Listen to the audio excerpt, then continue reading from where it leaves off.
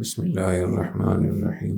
جب اللہ تعالیٰ عمرے کی یا حج کی توفیق دے، اس کی پہلے سے تیاری کرنی چاہیے۔ بہت سارے علماء سے میں پوچھتا ہوں کہ آپ نے تیاری کی ہے، حج اور عمرے کے احکام پہ نظر ثانی کی ہے، اس کو یاد کیا ہے؟ تو اکثر لوگ کہتے ہیں نہیں، ہم نے تو بس جیسے پڑھا تھا بس وہی یاد ہے۔ اتنی عظیم الشان عبادت ہے، اتنا بڑا رکن ہے اسلام کا، پہلے سے اس کے فضائل اور اس کے احکام اور سیرت اور قرآن حدیث کے حوالے سے جو اس سے متعلقہ آیات اور احادیث ہیں ان کا ضرور مطالعہ کرنا چاہیے، اور وہاں جا کر سیرت کو خاص طور پہ پڑھنے کا اہتمام کرنا چاہیے۔ علماء کرام کے لیے خاص طور پہ طلباء اور علماء حرمین شریفین میں جن معمولات کا اہتمام کرنا چاہیے، اس میں ایک یہ بھی ہے کہ سیرت طیبہ کو پڑھنا چاہیے۔ اسی طریقے سے تاریخ اور مقامات کے جو فضائل ہیں، جو اہمیت ہے، حرم شریف کی کیا اہمیت ہے، حدود حرم،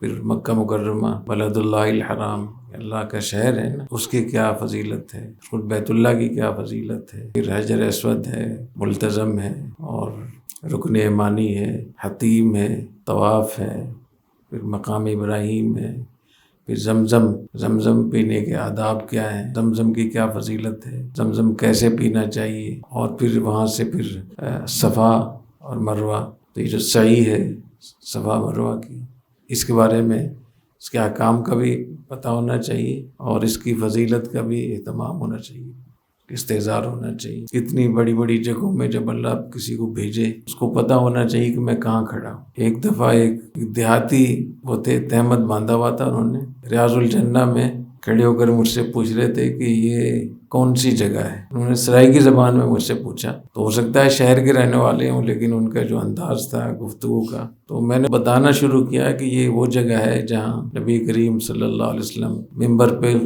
خطبہ دیتے تھے، اور جہاں آپ کھڑے ہوئے یہ وہ جگہ ہے جہاں حضرت بلال رضی اللہ عنہ اذان دیتے تھے۔ میں بھی بتا ہی رہا تھا کہ اس کے آنسو زمین پہ گر پڑے پہلے سے۔ اتنا فرق ہوتا ہے جب کسی کو پتا ہو نا کہ میں کہاں جا رہا ہوں، کس جگہ جا رہا ہوں۔ تو اتنے بڑے حافظ ابن حجر تو نہیں کہ آپ کو سب یاد ہو، یہ خوب یاد رکھیں، جب جانے سے پہلے ان فضائل کو یاد کر کے جائیں، پھر جو لطف آتا ہے وہاں جانے کا، جو خشوع خضوع ہوتا ہے وہ بہت زیادہ ہوتا ہے۔ مینا، عرفات، مزدلفہ، پھر حاجیوں کی خدمت کرنا، اہل مکہ کی خدمت کرنا، اور اپنے ساتھیوں کی خدمت کرنا، حج کے جو ساتھی ہوتے ہیں ان کی خدمت کرنا، ان کی ایذاؤں پہ صبر کرنا، صل من قطعک واعف عمن ظلمک واحسن الی من اساء الیک، کیونکہ حج میں شیطان بہت کوشش کرتا ہے کہ کوئی لڑائی جھگڑا ہو آپس میں، اس لیے قرآن میں اللہ نے فرمایا لا جدال فی الحج لا رفث ولا فسوق ولا جدال فی الحج۔ تو سب سے زیادہ حاجی ایک مشکل میں ہوتے ہیں، کیونکہ حج جتنا بھی آسان ہو پھر بھی اس میں کوئی نہ کوئی ایسی مشکلات ہوتی ہیں۔ لا جدال، لا تو نفی کے لیے ہے نا، اس کے لفظی معنی یہ ہے کہ حج میں جدال نہیں ہے، حالانکہ حاجی تو بہت لڑتے ہیں آپس۔ تو اس میں بتایا گیا ہے کہ اصل میں ہے لا تجادلوا فی الحج، حج میں جھگڑا نہیں کرنا۔ پھر یہ حکم اتنا اہم تھا کہ لوگوں نے اس پہ اتنا عمل کیا کہ جدال بالکل ختم ہو گیا۔ اب اللہ فرما رہے ہیں لا جدال فی الحج۔ یہ ایک ابلغ طریقہ ہے پیغام پہنچانے کا۔ ایک تو یہ کہ حج میں لڑائی نہیں کرنا، جھگڑنا نہیں، یہ تو ایک نہیں، ایک حکم ہے کیسا لا جدال، یہ کہ ہم نے حکم دیا تھا، ہم نے منع کیا تھا، اور لوگوں نے اس پہ عمل کیا، اور اتنا عمل کیا کہ سرے سے جدال کی جنس ہی ختم ہو گئی، اور اب ہم کہہ رہے ہیں لا جدال فی الحج۔ تو اس کا خاص طور پہ اہتمام کرنا چاہیے۔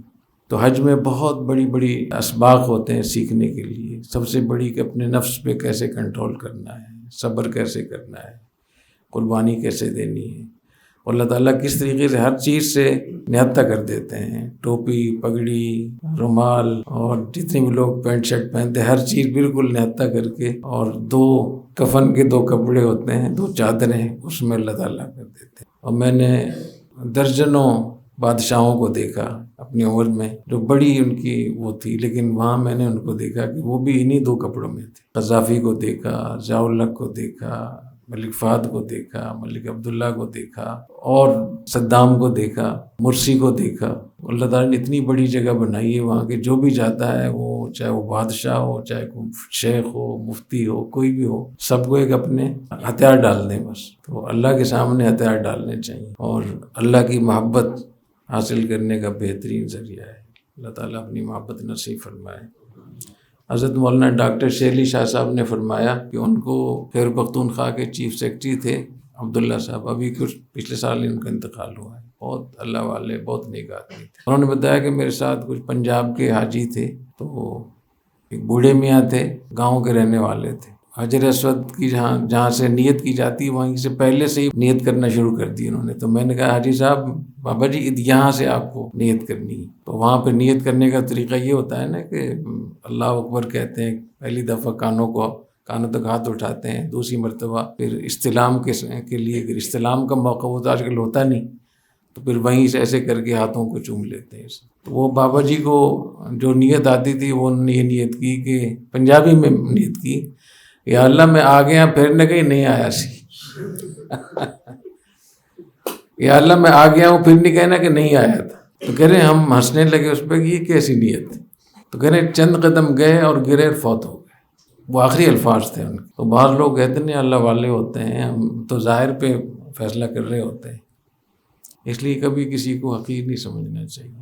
ایک دفعہ ایک مولوی صاحب مجھے کہنے لگے کہ میں یہاں آیا ہوں اور یہاں میں دیکھ رہا ہوں کہ داڑھی منڈے یہاں پھر رہے ہیں اور عورتیں پھر رہی ہیں یہاں، اور بہت طبیعت میں بے چینی ہے، بہت طبیعت پریشان ہے، اس پہ کتنی بڑی جگہ ہے اور لوگ کس طریقے سے. تو میں نے کہا جس کا گھر ہے ان کو تو پریشانی نہیں، آپ کیوں خواہ پریشان ہو رہے ہیں؟ جس کا گھر ہے اس نے بلایا ہے، جب وہ اجازت دے رہا ہے آنے کی، تو آپ کون ہوتے ہیں بیچ میں مداخلت کرنے؟ اور وہاں مارکیٹ ہی گناہ گاروں کی ہے، پارساؤں کے لیے وہاں جگہ نہیں.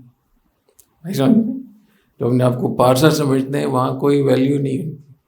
وہاں اسی کی ویلیو جو اپنے آپ کو گناہ گار سمجھے، روئے دھوئے، اللہ سے معافی مانگے. تو اللہ تعالیٰ حج کو آسان فرمائے.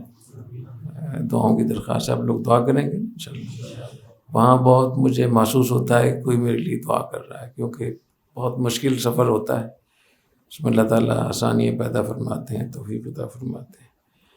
تو میں آپ کے لیے دعا کروں گا، آپ میرے لیے دعا کیجیے گا. سبحانک اللہم و بحمدک، اشہد ان لا الہ الا انت، استغفرک و اتوب الیک.